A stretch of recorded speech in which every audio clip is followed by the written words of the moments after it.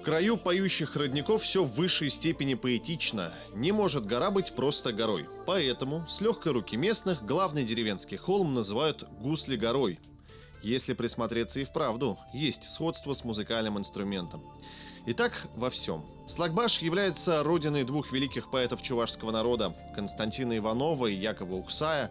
Один только этот факт делает село как минимум несколько раз в год центром чувашского мира, куда приезжают самые разные гости. И первым делом их ведут на родник. Наше село Слакбаш основано здесь на начале реки Слак. И здесь вот у нас много родников. Больше 30 родников было.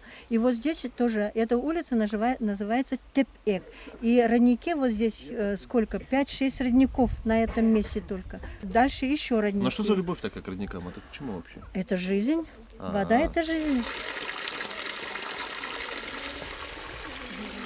Хочется помочь девушке, но нельзя.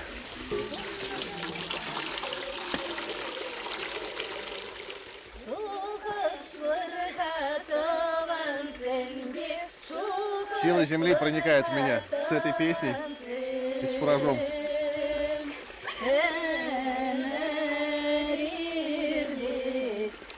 Спасибо, красавица. Не болейте. Спасибо. Народные традиции чувашского народа и отношение к ним молодежи – отдельная история. С детьми говорят на родном языке. Во время праздников играют в старые добрые бабушкины игры. Причем заставлять никого не нужно. Все 82 ученика местной школы с большим удовольствием посещают народные праздники, надевая на себя национальные костюмы.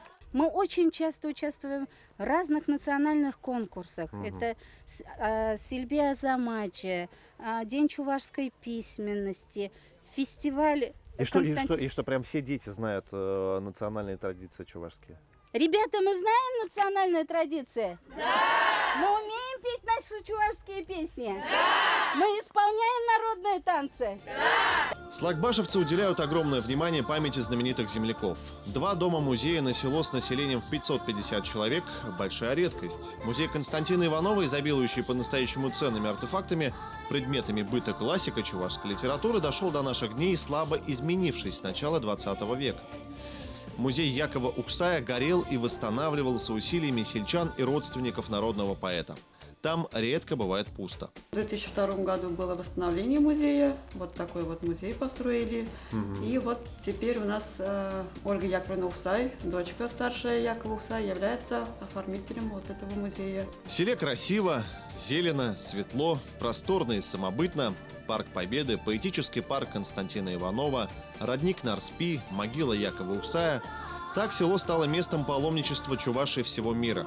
Гости здесь всегда. Глава сельского поселения, как человек практичный, гордится в том числе и тем, что на улицах села повсеместно фонари, и что отсюда мало уезжают. Недавно молодая семья переехала из севера, наоборот, в свою родную деревню. Люди, скажем, те, которые даже уезжали, в последнее время начали возвращаться, потому что у нас тут есть все условия.